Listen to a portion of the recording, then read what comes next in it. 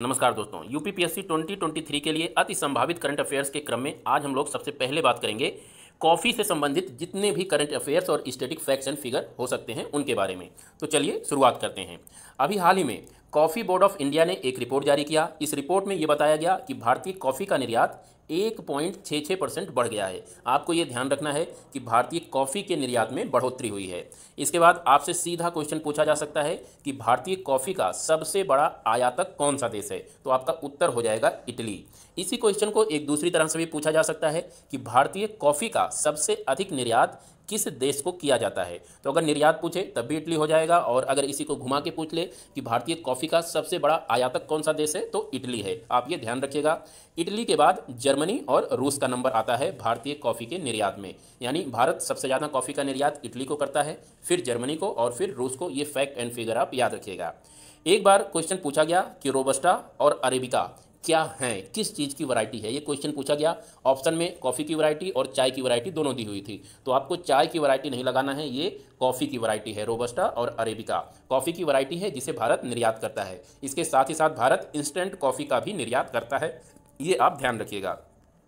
Coffee board of India के बारे में अगर बात करें तो इसका मुख्यालय बेंगलोर है, ये आपको ध्यान रखना है, और ये संस्था केंद्रीय वाणिज्य और उद्योग मंत्रालय के अंतर्गत काम करती है। ये एक वैधानिक संस्था है। वैधानिक संस्था ऐसी संस्थाओं को कहते हैं जिनका निर्माण किसी न किसी अधिनियम के अंतर्गत किया जाता है। तो यहाँ से 1942 का अधिनियम याद रखिएगा, कॉफ़ी अधिनियम है 1942 का।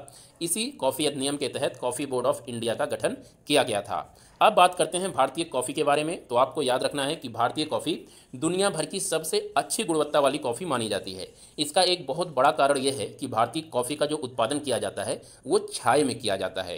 कॉफ़ी के लिए बहुत ज़्यादा धूप की ज़रूरत नहीं होती है, ये छाये में आसानी से हो जाती है, और छाये में पैदा होने की वजह से इसका जो टेस्ट होता है उसका फ्लेवर बढ़ता है। इसीलिए भारतीय कॉफ़ी जो है ये दुनिया की सबसे बेस्ट कॉफ़ी में से एक मानी जाती है। भारत के कॉफ़ी उत्पादक अगर राज्यों की बात करें तो आपको याद रखना है सबसे बड़ा कॉफ़ी उत्पादक राज्य कर्नाटक है, फिर केरल है और फिर तमिलनाडु है। इसे याद रखने के लिए आप एक ट्रिक याद रखिए। आपको कर्नाटक से भारतीय तट रेखा के समानांतर चलना है। भारतीय तट के समानांतर कर्नाटक से चलना शुरू करेंगे तो कर्नाटक, केरल, तमिलनाडु, तेलंगाना और उड़ीसा आएगा, और यही क्रम है भारतीय राज्यों का कॉफ़ी के उत्पादन में। ये फैक्ट आप ध्यान रखिएगा। ये 4 प्रमुख राज्य यही हैं जो भारत में कॉफ़ी का उत्पादन करते हैं। इसके साथ ही साथ कॉफ़ी का उत्पादन नॉर्थ ईस्ट के स्टेटों में भी होता है। यहाँ से सिक्किम में कॉफ़ी का उत्पादन नहीं होता है, ये विशेष तौर पर आप लोग ध्यान रखिएगा। और इसके साथ साथ तेलंगाना में भी कॉफ़ी का उत्पादन नहीं होता है, लेकिन यहाँ पर कॉफ़ी की प्रोसेसिंग होती है। ये फैक्ट आप ध्यान रखिएगा। कुछ स्थानों का नाम देख लेते हैं जहाँ पर कॉफ़ी उगाई जाती है। तो इसमें सबसे पहले आपको याद रखना है बाबा बुदन की पहाड़ियाँ। बाबा बुदन की पहाड़ियाँ कर्नाटक राज्य में अवस्थित है, और भारत में सबसे पहले कॉफ़ी का जो पौधा था यहीं पर रोपा गया था। एक संत थे बाबा बुदन, ये सूफी संत थे। तो ये एक बार अरब गए थे और अरब से ये कॉफ़ी के कुछ पौधे लाए थे, और उन्होंने इन्हीं पहाड़ियों में इन पौधों को रोपित किया था। इसीलिए उन्हीं के नाम पर इन पहाड़ियों को बाबा बुदन की पहाड़ियाँ कहा जाता है, और ये कर्नाटक में अवस्थित है। बाबा बुदन की पहाड़ियों के बाद आप चिकमंगलुरु याद रखिएगा, कर्नाटक में है, कॉफ़ी उत्पादन के लिए फेमस है। कुर्ग है, कर्नाटक में है, कॉफ़ी उत्पादन के लिए फेमस है। इसी तरह अगर आप केरल की बात करें तो केरल में वायनाड एक जगह है, तो ये स्थान भी कॉफ़ी उत्पादन के लिए काफ़ी फेमस है, वायनाड जो है। इसके साथ ही साथ केरल और तमिलनाडु के सीमा पर अवस्थित नीलगिरी, अनामलाई की पहाड़ियों में भी कॉफ़ी का उत्पादन होता है, और यहीं पर एक पहाड़ी है सेवराय हिल्स जो कि तमिलनाडु में अवस्थित है। ये भी आपकी कॉफ़ी उत्पादन के लिए काफ़ी प्रसिद्ध है। इसके साथ ही साथ आपको अराकू घाटी जरूर याद रखना है। ये कई बार क्वेश्चनों में पूछा गया है कि अराकू घाटी कहाँ अवस्थित है, किस राज्य में अवस्थित है। तो ये आंध्र प्रदेश में अवस्थित है, और ये कॉफ़ी के उत्पादन के लिए काफ़ी फेमस है, आप ध्यान रखिएगा। इधर की बात हो ही गई है कि जो नॉर्थ ईस्ट के स्टेट हैं ये भी कॉफ़ी उत्पादन के लिए जाने जाते हैं, लेकिन सिक्किम में कॉफ़ी का उत्पादन नहीं होता है। इसके बाद बात करते हैं केंद्रीय कॉफ़ी अनुसंधान संस्थान। अगर आपसे पूछे कहाँ है तो याद रखिएगा चिकमंगलूर जो कि कर्नाटक में अवस्थित है। वहीं पर एक स्थान है बालेहोन्नूर, वहीं पर केंद्रीय कॉफ़ी अनुसंधान संस्थान अवस्थित है। दुनिया के सबसे बड़े कॉफ़ी उत्पादक अगर देशों की बात करें तो आपको ब्राज़ील, वियतनाम और कोलंबिया, इन 3 देशों का नाम याद रखना है।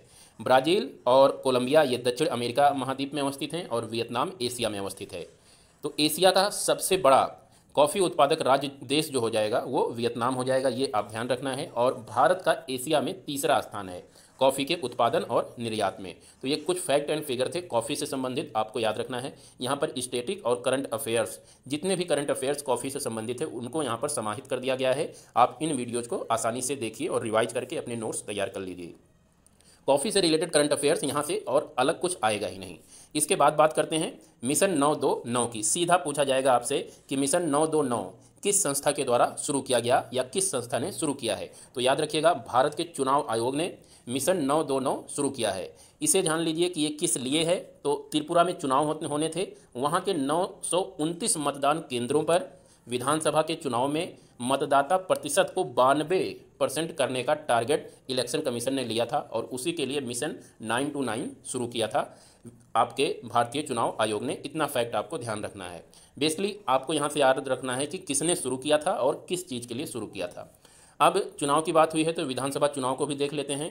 त्रिपुरा में विधानसभा की सीटें आपको 60 याद रखनी हैं। जब भी कोई चुनाव हो तो वहाँ की विधानसभा सीटें आपको याद रखनी हैं। तो त्रिपुरा में 60 सीटें हैं, ये याद रखना है। और इन चुनावों के बाद मुख्यमंत्री बने हैं मणिक साहा, जो कि बीजेपी के हैं। पहले भी यही मुख्यमंत्री थे आपके। ये कुछ फैक्ट एंड फिगर हैं, ध्यान रखिएगा। त्रिपुरा विधानसभा से आपको एक बहुत ही इंपॉर्टेंट फैक्ट याद रखना है। एक नई पार्टी का नाम याद रखना है, टिपिरा मोथा पार्टी। टिपरा मोथा पार्टी। इस पार्टी की खासियत यह है कि इसने पहली बार त्रिपुरा के इलेक्शन में पार्टिसिपेट किया और पहली बार ही ये सबसे बड़ी विपक्षी पार्टी का दर्जा इसने प्राप्त किया है। तो आपको इस पार्टी का नाम याद रखना है, टिपरा मोथा पार्टी। इलेक्शन कमीशन की बात कर लेते हैं। तो इलेक्शन कमीशन का जो गठन हुआ था 25 जनवरी 1950 को हुआ था। सबसे पहले ये याद रखना है 25 जनवरी को राष्ट्रीय मतदाता दिवस के रूप में मनाया जाता है। भारतीय संविधान का अनुच्छेद 324 आपको याद रखना है, इलेक्शन कमीशन से संबंधित है। और इस समय जो मुख्य चुनाव आयुक्त हैं राजीव कुमार हैं और ये 25वें नंबर के हैं। कुछ फैक्ट एंड फिगर हमेशा याद रखना है। 25वें नंबर के हैं राजीव कुमार, अभी मौजूदा मुख्य चुनाव आयुक्त हैं। और भारत के पहले मुख्य चुनाव आयुक्त सुकुमार सेन थे। पहली महिला मुख्य चुनाव आयुक्त की अगर बात करें तो इनका नाम BS रमा देवी था। ये भी आपको याद रखना है।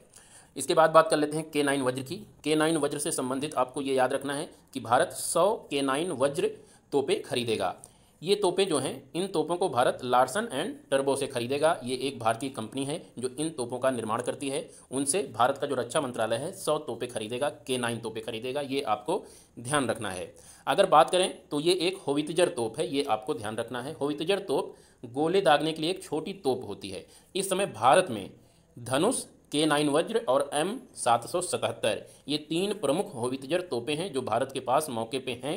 तो आप इनका नाम याद रखिएगा जनरल नॉलेज के लिए। और K9 का नाम याद रखना है कि ये चर्चा में क्यों रहा, क्योंकि भारत का जो रक्षा मंत्रालय है वो 100 K9 तोपें खरीदने के लिए उसने लार्सन एंड टर्बो के साथ एक समझौता किया है। तो ये रहे आज के कुछ इंपॉर्टेंट करंट अफेयर्स। फिर अगली वीडियो में मिलते हैं, तब तक के लिए नमस्कार।